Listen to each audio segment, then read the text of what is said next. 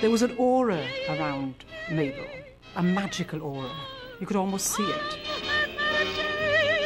It was really something to see, and something you'll never forget if you've ever experienced it. Weary days are over, life's a four-leaf clover. Iris has the same kind of ability to get into the heart of a song and the lyrics. Oh, I was something in days gone by. If you were in bad shape in the love department and you went and heard Mabel sing, you'll commit suicide. Hold me close and hold me fast, the magic spell you cast. This is La Vie en Rose. Both of their mothers, Iris's and Mabel Mercer's, were Welsh. It was just one of those things, just one of those crazy flings. She was a legend in America and Paris. One of those things. She was a unique artist. Long ago and far away, I dreamed a dream one day, and now that dream is here beside me. The similarity is that both Mabel and Iris can take a song and dig deeply into its emotional content. And the difference is that they both do it in their own ways. Chills run up and down my spine. Us in Wales, we all have this feeling within us. It's a Welsh thing. As far as the pronunciations are concerned, I roll my R's, as it were, and that's because it's part of the Welsh language, and we are very precise in how we speak. All I longed for long ago was you.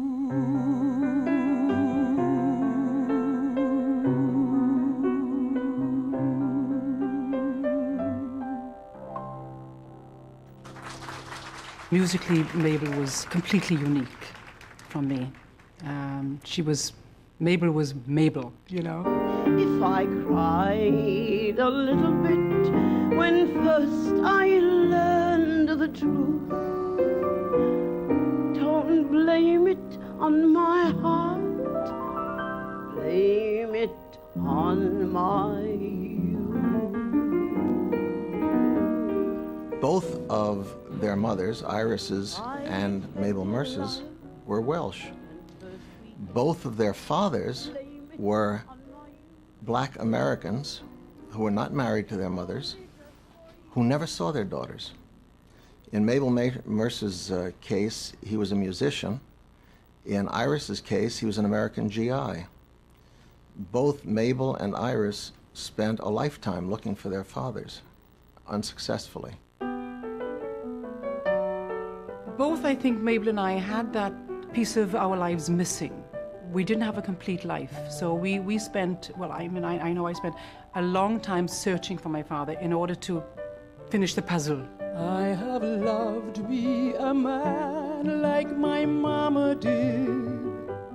I have loved me a man.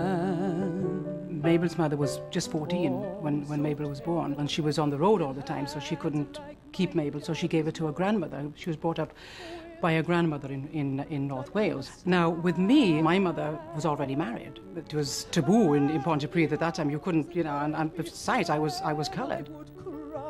I was a product of a love affair that she'd had with my father, and so she couldn't keep me.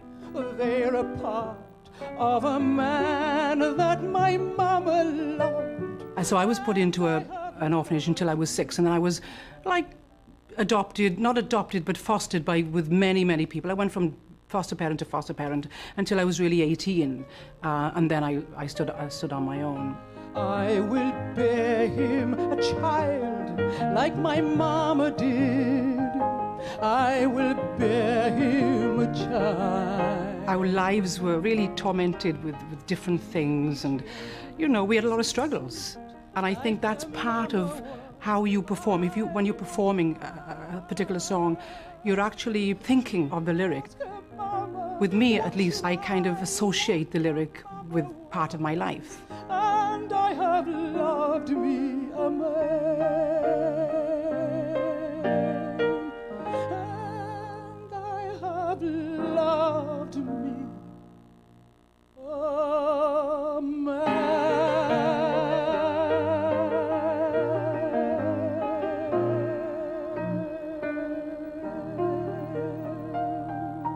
Both Mabel and Iris started in similar fashions in show business, in the English music halls. And both of them, interestingly, started out interested in opera and in much higher registers as sopranos. Mabel Mercer attributed her lowering voice to a tonsillectomy that she had when she got to the United States in her 40s, I believe. Iris, probably just luck on the part of the audience, has brought her voice down to where it is. As the years went on, it just lowered, and I just became a contralto. And that's what, you know, Mabel also became a contralto. So, you know, there's another interesting comparison there. They both performed in France before they came to the United States. And both of them arrived in the United States, I believe, as relative unknowns. With a million neon rainbows blazing below me, and a million noisy taxis making a roar, here I sit above the town in my pet pietted gown, down in the depths on the 90th floor. I'd heard about her before, and I'd heard her recordings. And they were very off-putting because nobody bothered to tell me that Mabel was from Great Britain. I thought she was some American putting on an accent, you see. And I thought, well, and the records that I heard were 3 songs from Porgy and Bess that she'd recorded for the old Liberty Music Shop. And I thought, what is this British accent singing songs about Negroes in the Deep South? It just didn't work. When we wanted to relax after a good meal, we went to hear Mabel Mercer. And for several years, she had not been singing. Her clubs did not make a lot of money, and it was tough to find a club where this woman could sit in a regal chair with just a pianist and where nobody would talk. They wouldn't even light a cigarette while she was singing. So it was difficult for her to find a place like that. And people would drop in to see her after going to a show or going out to dinner or something like that, and they knew that they could sit in for a set of Mabel's, and it was a great way to end an evening, you know. And it became a thing to do. The people, it was relatively sophisticated type of audience too. Well, I remember one night when there was Tony Bennett and Frank Sinatra and myself, and we were all at her feet. And Sinatra, he absolutely had never heard anything like that either, and he was a great admirer of hers. Mabel Mercer was famous for her interpretation of songs. Frank Sinatra credited Mabel Mercer, I think the exact quotation was, "Everything I know about phrasing, I owe to Mabel Mercer." She was this grand lady, this royal person who just sit there with, you know, and just sort of, you know, out it would come. It was just one of those things. The song she sang, that was Mabel Mercer. When she talked about a trip to the moon on gossamer wings, you knew what gossamer meant because Mabel knew what it meant. A trip to the moon on gossamer wings. One of those things. If we'd thought of the end of it when we started painting the town, we'd have been aware that our love affair was too hot not to cool down. So goodbye, dear, and amen.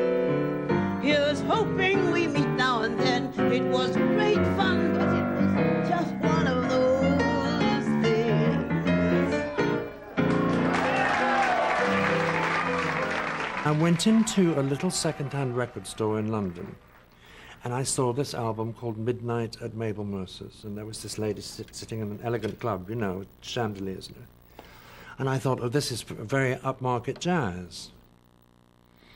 And the repertoire was was great. It was songs like He Was Too Good to Me, Some Other Time, you know, all the sort of big, sophisticated ballads. And I got it home, and I remember quite clearly putting the needle on the track, and I heard this rather strange, wobbly soprano voice, not like anybody I'd ever heard. And I thought, oh dear. I was a good sport, told him goodbye. But by the end of the first track, I realized, and I think I had never thought about lyrics before. I was always, you know, into sophisticated chords and tunes and so on. And all of a sudden, you were listening to the words. First day a woman lies about her age is the day she starts to think. Either starts to think or drink. The first day a woman finds a wrinkle in her face is the first day she gets shocked. So she either gives up liquor or goes out and gets cropped. So I've had my experiences, and I feel that we all react to laughter and to tears and to sadness in varying degrees. And if you can sing a song that will arouse people's personal memories, this is something that makes them remember you when they go away and they want to hear these songs again, and they say, sing this for me, or sing. You know my favorite song, sing that. Somehow, someday. And what they say about me is, you know, people come and say, oh my God, you know, you made me feel so, you were singing about me, about my life. We don't know what we had. I certainly don't know. I mean, I don't want to know, because I don't want to lose it. And Mabel it's the simplicity of the whole thing. You know, she would tell a story. And when you tell a story, it comes out. She didn't think of the melody or, you know, or the phrasing. The phrasing just happened. You don't learn phrasing. You have to go by how you feel. To know that I at least supply the shoulder you cry upon, to see you through till you're everything you want to be. I liked singers who did sophisticated jazzy things to the tune. You know, I liked listening to Sarah Vaughan and the octave jumping in. And if you went to hear Sarah Vaughan, for example, you went to hear the scat vocal choruses and the wonderful, beautiful voice and the technique and but that's not cold-hearted. I mean, wonderful musical. But you didn't go to hear Mabel for those reasons. You really went to hear Mabel to hear what the song was about. And it was probably the first time in my life that I really started listening to song lyrics. And I would ask her about reading a lyric, why she punctuated a certain word or something. And she said, well, Margaret, darling, that's the way to do it. The feelings that were generated when Mabel Mercer sang were the same sort of feelings that you would have if you were in a theater and the greatest acting were taking place in front of you. People need to feel the atmosphere. You know, like when you finish singing a song, you can't go right next.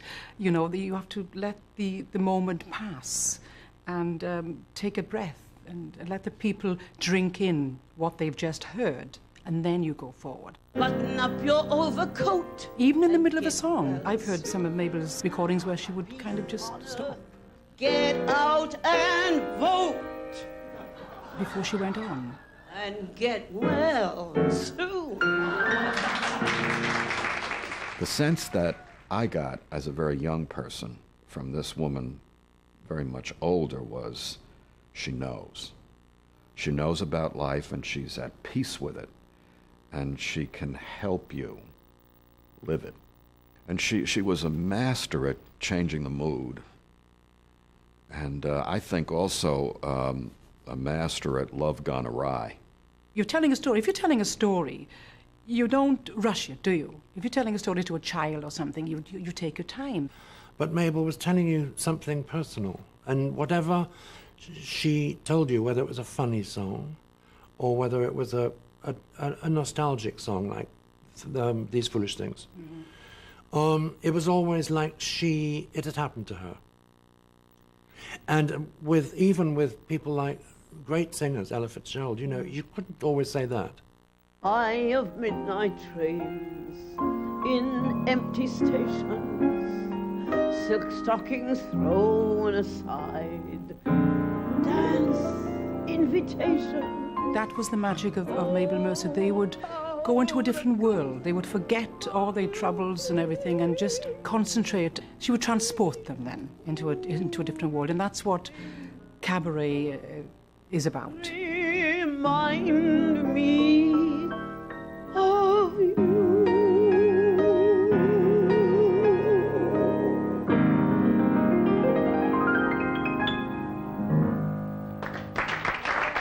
She would finish a gig at I think it was Tony's in the West 52nd Street, and then she would get in her car, this old Cadillac, and then come up. This was as far as she could get. It's the right side of being too far from New York City. It's delicious, it's still lovely. And also, it's very much like Wales. It's digestible countryside. You can see yourself walking in the woods and the fields, and it's extraordinarily beautiful. And this is why I think Mabel loved it so much here. You can tell at a glance what a swell night this is for romance. You can hear dear Mother Nature murmuring low, let yourself go, so please be sweet. I heard that a person was moving up here and that she was half black and that people around here were resenting her. And I couldn't stand that. That didn't sit with me. So the day she moved in, I got on one of my horses and I rode down on the horse down here and met this very lovely woman in the driveway and welcomed her. And she started to cry a little bit. And we just got talking, and I don't know, we just became friends. She just was a wonderful, wonderful person. I did not know she was a singer for quite a while. I have a place in the country, and I feed the birds. They all come. The minute I open the window in the morning, I'll pull the curtain. Here they come flying in droves. I was going to say, boys, the restaurant's open, let's go. This woman was very famous. Didn't make a lot of money, but she was very famous and knew a lot of very famous and important people who beat a path to her door. They would come to this house, and of course the refrigerator door opened the wrong way. Mabel knew that when she bought it, but she liked the color. And you'd come in, the door would open the wrong, and there's always a cat sitting on the kettle or around the kettle, and the couch was too close to the stove, but there were lots of magazines in the john and lots of pillows, and you could just lose yourself in it. And there's always a pot of tea going. The kettle was always whistling. You never felt you could fall down on her driveway because there was so much birdseed there. Even the birds didn't run away. Mabel was around. She had cats and dogs, you name it. It's the regal, it's the royal, it's the Ritz. She was not fragmented. She was really very much together. I thought that it might be a pleasant surprise to wake up as a couple of other guys.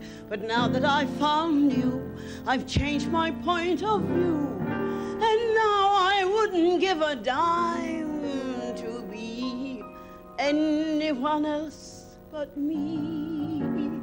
Mabel Mercer has been called a living testament to the artfulness of the American song and a legend if there ever was one. With her incomparable talent, she has helped shape and enrich American music.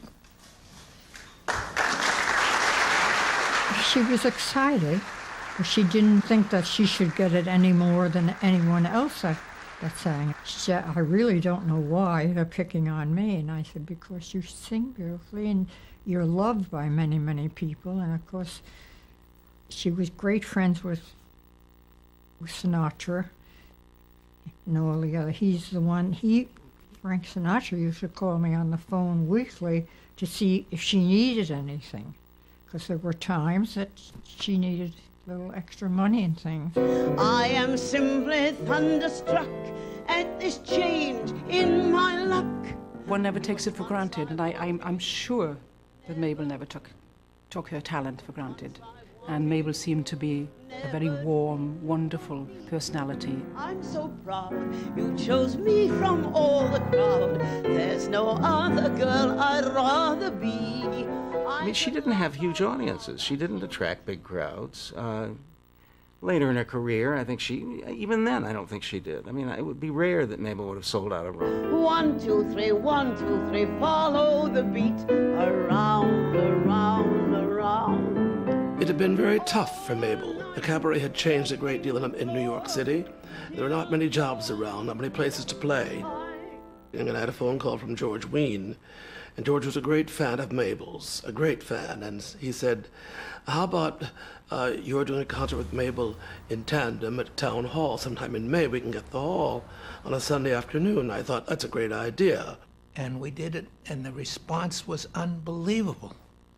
Everybody had been just as hungry for Mabel as Joyce and I were. He dared to charge $10 per seat, and he thought that was awfully, awfully ambitious. It sold out in a matter of days. And that brought her back. The next thing I know, she was singing in clubs again.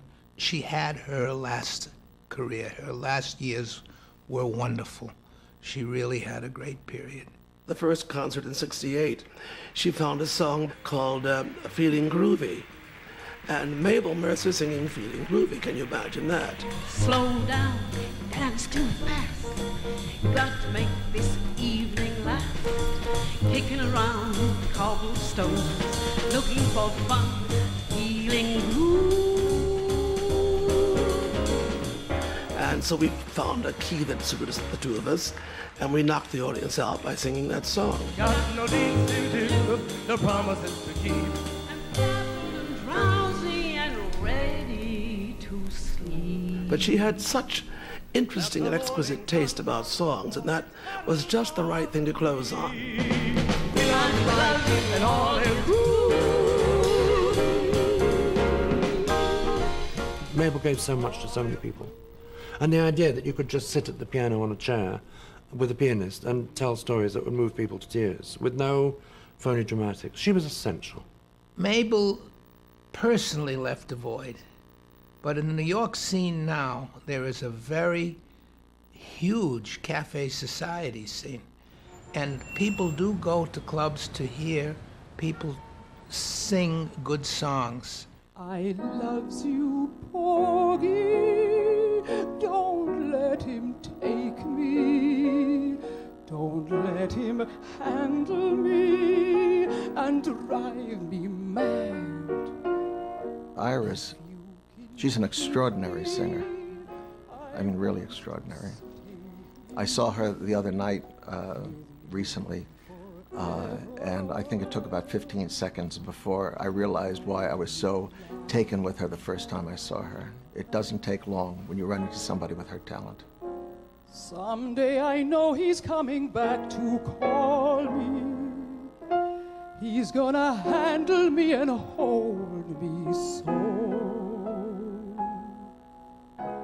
It's gonna feel like dying, Porgy, deep inside me. But when he calls, I know I have to go.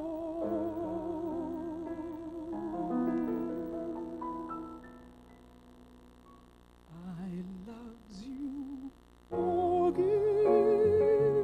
Don't let him take me.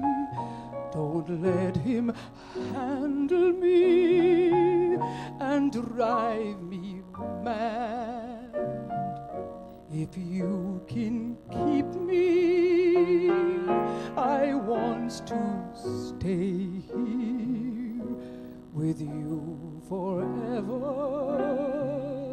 and I'd be glad.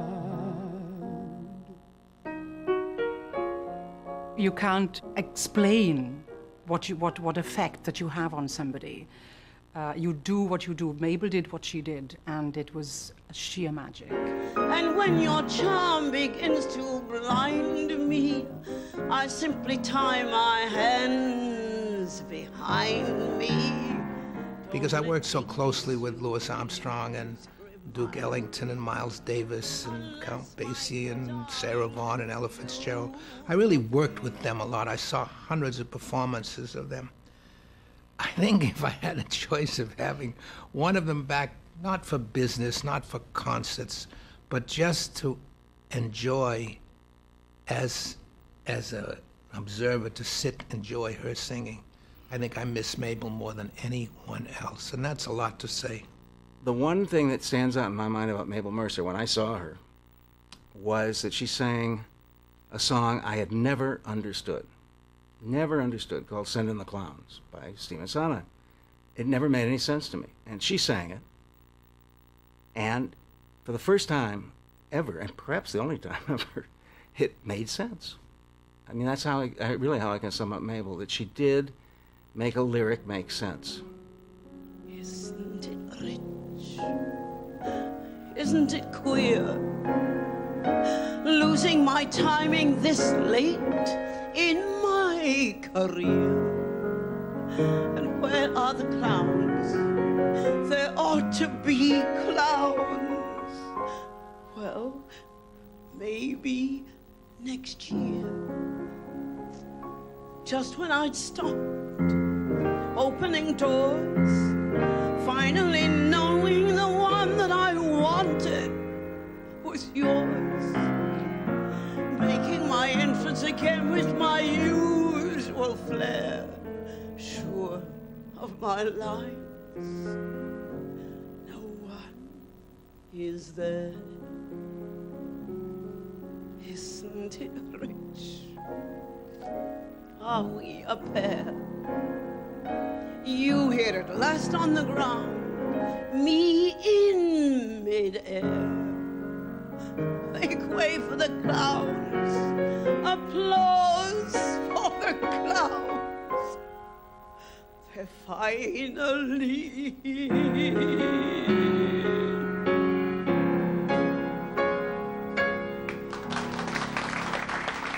I've always been afraid of the end of everything. But once I was in the country and had a place of my own and was digging in the ground, the smell of the earth is so wonderful and so friendly. And I said, oh, I don't mind coming back to join you sometime.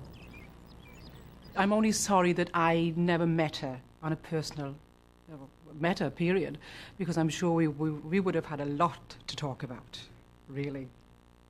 The very essence of our lives would have struggled. You know, there's a wonderful song that Harold Arlen and Johnny Mercer wrote that we both try and do, and that's accentuate the positive, you know. And I know that Mabel always tried to do that. To illustrate my last remark, Jonah in the whale, Noah in the ark. What did they do just when everything looked so dark? Man, they said you've got to accentuate the positive, eliminate the negative, add on to the affirmative. Don't mess with Mr. In-Between.